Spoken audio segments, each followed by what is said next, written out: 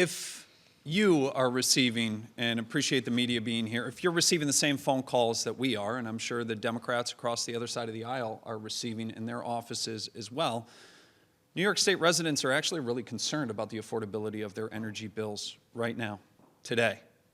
Mine in the 49th Senate District are screaming about it. Leader Palmisano, I thank you for putting together the common sense and affordability conferences here to talk about some of the solutions. People are saying the prices are too high.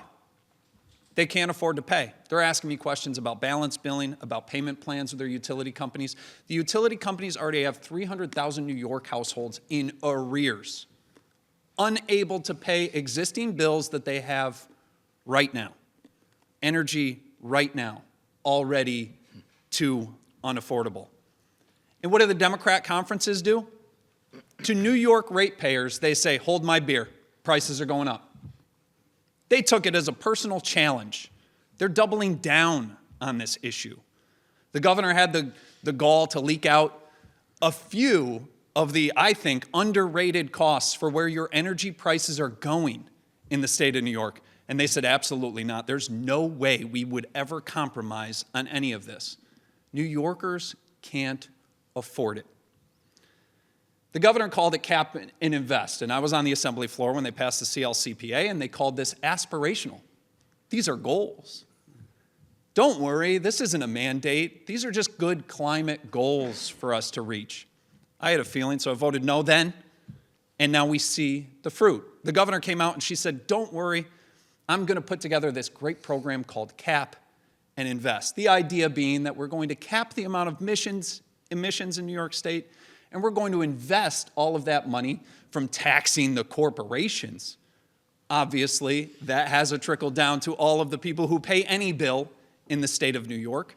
But we're going to invest that into green energy. Well, look at all of the investments, the billions that we've spent on green energy. Nobody's seen a reduction in their bill as a result, and yet they double down.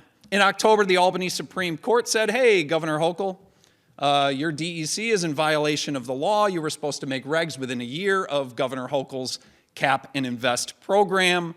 The governor put it on pause. The Cap and Invest program requires 60% of emissions in 2030, 15% of state emissions in 2050. DEC, as Leader Palmisano pointed out, has failed, and so has NYSERDA on the Climate Action Council, has failed to acknowledge that they're even slowing the roll on these regs. We don't know the status of what the actual cap and invest looks like, but we do know that this is not a cap and invest. It is a ban and a tax.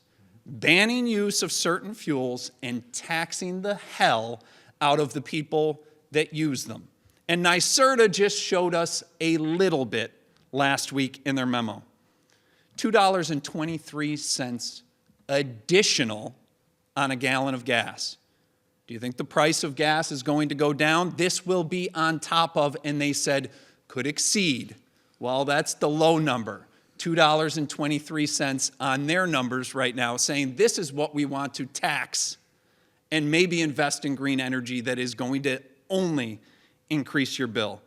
$4,100, as you pointed out, Leader, on a home. You have 300,000 people already in arrears that can't pay their unaffordable energy bills right now. And you're going to add $4,000 at least to their energy bills when this is in full effect? They say affordability, but they have no idea what that actually means. We have an opportunity to do something here. 46% increase in utility bills for businesses. Well, I don't know if the Democrats across the other side of the aisle or Kathy Hochul has heard from any businesses recently. I certainly have. They're talking about closing doors. I can't even have a meeting in Albany, certainly walking around the district, anytime I bump into somebody, energy is the top concern. People are pretty tuned into this issue. I can't even have a meeting that used to be about school aid without a bunch of teachers or superintendents or business officials of a school talking to me about energy prices in the state of New York. I can't meet with a healthcare provider without them talking to me about energy prices in the state of New York. Their policy is impacting every person, every industry in this state and making it unaffordable to live here. 46% increase on utility bills for businesses. 60% increase for operating delivery trucks. 60%. So for the people who don't pay a rate in New York City and have their rent frozen, well, guess what? You receive something from a delivery truck at some point in your course of life. The Democrats that you elected are going to make your life in New York City, unaffordable as well. This is completely unaffordable. I do have a bill that solves this. It's pretty quick. So the Albany Supreme Court gave it away. It's Senate Bill 8607, and I'm honored to work with Assemblyman Scott Gray on this. It repeals those targets. The court laid it right out for me.